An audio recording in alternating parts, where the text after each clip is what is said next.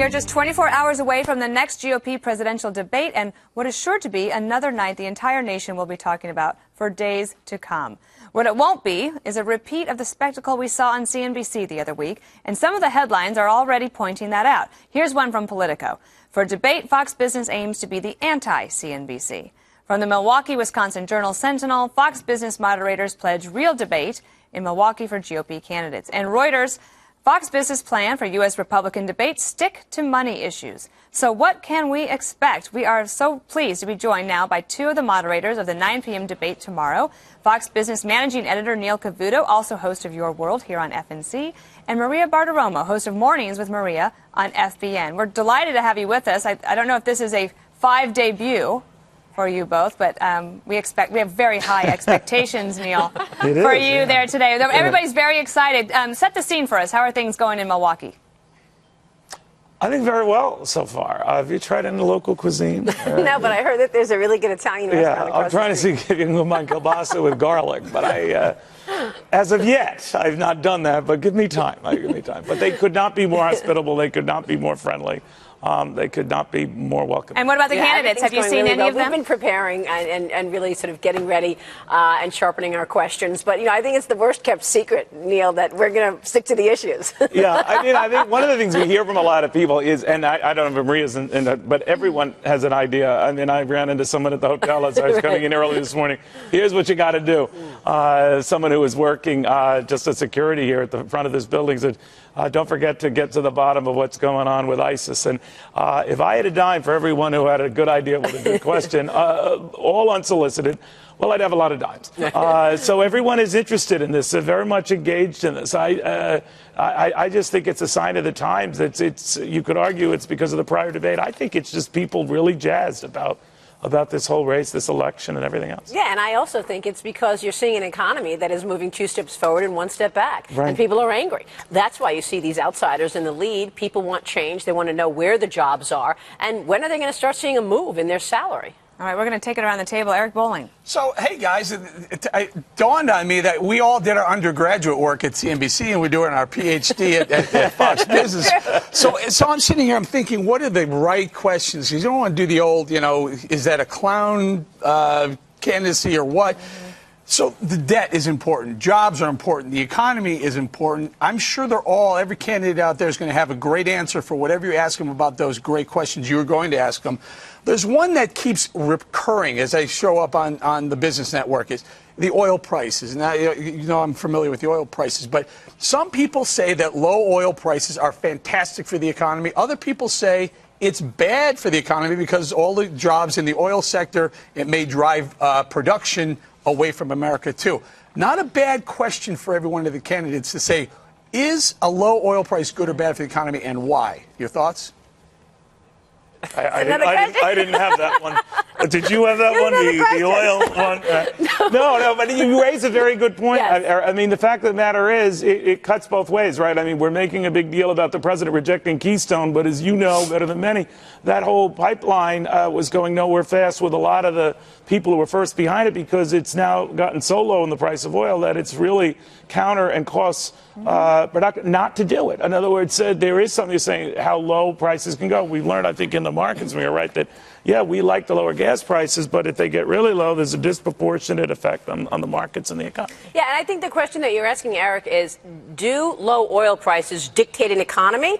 Or do low oil prices tell you what an economy is doing? And I would say low oil prices tell you what an economy is doing, because so far we've been waiting for consumers to spend all that money that they saved at the gasoline pump, and they haven't. Why? Because they have been watching other costs in their lives, like the Affordable Care Act. You may have saved $100 at the gas pump, but you just had to pay another $100 for your health coverage for your family. And I would argue that just because oil prices are lower does not tell you that an economy is going to get better. In fact, it tells you that China is weakening, the emerging markets are weakening, and this is a picture of a weakening global story and its impact on the United States. And Eric, the irony is here, the oil prices are as low as they are because with fracking and other ways of extracting this stuff from our own lands here. We've increased our own supply. Are they listening to your analysis here? Because you're hitting on all the points that they're going to have to make tomorrow night. So you're on. Well, no, I don't want to give it away. No, I don't want to give it away because I had the question all planned. If you were a tree, what kind of tree would you like to be? So I could easily veer into that if you want. But, Shorts or boxers? My favorite answer to that question, KG, before we go to your question was Barbara Walters asked 43 in 2000, Governor Bush, if you were a tree, what kind of tree would you be? And he said, I'm not a tree. I'm a bush.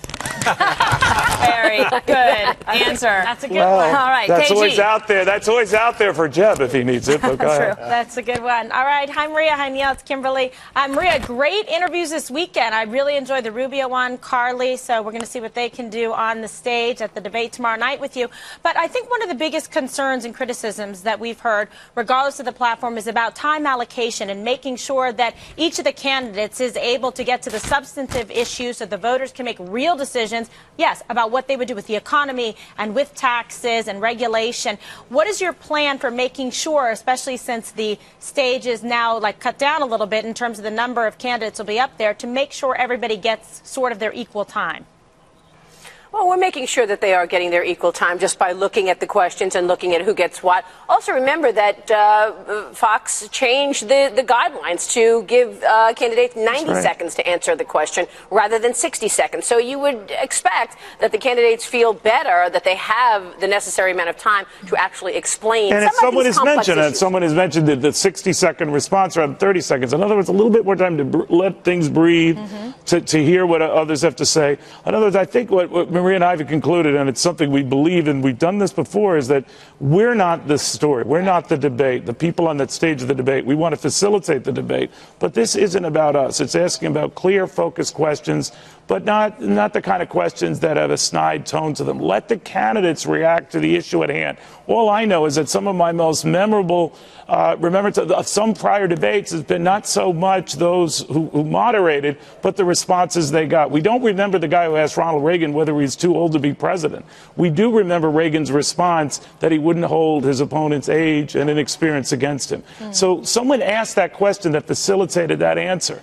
That's what we do. We're not the story. They are. That's not always true, though. We know that there are some moderators that you remember very well, like from the 2012 election, but we shall not name that person. Tom Shalhoub. Yes. Guys, I love the 90 seconds because the longer the better. The closer we get to Lincoln Douglas, the better. They had 90 minutes to respond. It's unbelievable how shortened we've gotten in our attention span. But I don't like when candidates fight with the moderators, and I assume there's going to be less of that going on here. But I like when they fight with each other. Are you going to allow them to go at each other? Well, we're certainly going to allow them to have an opportunity to distinguish their plan from the next guy or gal. I mean, that is inherent in the fact that we're giving more time and comparing the different tax plans and economic plans to create jobs. So we will be able to help voters distinguish one plan from the other. And whether that's a fight is another I know. question. And to give CNBC its due here, I think that there are sometimes you could ask a tough question, and if some candidates are frazzled enough, anxious enough about declining donor support, declining poll support, they're going to reach out and scratch out. And I think if Mother Teresa were alive and asking questions, she would be subject to the same sort of rip response because they're so angry. So we're prepared for that. But it's not about us, and it's not about the questions we ask. Although I do want to try something novel at this debate and just have the moderators fight with themselves, just for the hell of it, just to see what people at home do. That'd be great. Juan. That was a joke. That'd be like the five. Roger Ailes is watching that. That was a joke. No, but seriously, I think one thing that we learned from these past debates, one thing that's been very clear is that we need to remember why we do these debates. And it's about the voter. It's about the viewer, helping the viewer better understand each candidate's plans and better distinguish the differences. All right, Juan Williams. Well, now last time when I was watching that CNBC thing, they had someone sing the Star Spangled Banner out of the box. So are you guys going to have someone sing or say the pledge? What are you going to do? I am. I'm doing it. You're doing that? I have a great voice. That's the Italian part of me. I mean, but I'm doing an operatic version. You but do yes. opera. That's right. Yeah, thank you. There you Wow, go. that and a little Italian food. But now I understand you have a bell. You guys are going to use a bell. Is it going to be like clang, or is it going to be like the doorbell? Remember Fox used the doorbell once and it set off all the dogs? I think it's like the first debate, right? Yeah, what they used in the first debate. Bell. Well, what do you think this is, Juan? The Gong Show? well, that's what I want to know. Yeah, that's exactly what he thinks. I'm going to watch tomorrow. Right. But here's the thing that really caught my attention over the weekend was all the debate about winnowing or culling the field. So you're going to have 8 people on the stage, right? No Christie, Right. no Huckabee. What's been the response from the candidates as you're talking to them? Do they say great, or do they say, we don't think you should have done that, Fox News? Well, Christie's in the 7 o'clock debate. And, Right. and Chris Christie has been saying, look, I'll debate wherever you want me to debate. That's right. And you know, based on the guidelines, he's now in the 7 o'clock debate. So he will have his due. And you could argue in that debate, I mean, with fewer people and more time to get your point across, that he's a very skilled debater, and he could quite properly point to momentum he's getting in New Hampshire, and the fact that that one video where he was talking about Republicans and how they should look at those with addictions, that's gone viral. So I think it's way too early to say anyone is helped or hurt by a positioning in a debate. This isn't the be-all and end-all, although this particular debate is the be-all and end-all. but having said that, Game changer. I think it's very important to let the candidates take an opportunity here and see how far they can run with it. Enough rope, as they say, to run with or hang themselves. And I think we've learned from the Carly Fiorinas that given that opening venue, you can capitalize on that. And we've learned from those who are very, very popular that venue can also hurt you. So it really depends on how each and every one of them take advantage of that. It's just not up to us to sort of pigeonhole where they are or make any snide comments, or let people who are watching at home snidely conclude how they stand. Yeah. Well, we But trust in Maria, and we trust in you, Neil. Good luck. Yes, thank you both for You joining notice how us. he said he trusts you first. Oh, gosh. He said, I trust Maria. Ladies yeah. first. And by the way, Neil. Neil. Duly noted, Juan. Duly Neil, what do noted. I have to do to show my love, brother? Please. You have to let me Okay, all tease. right.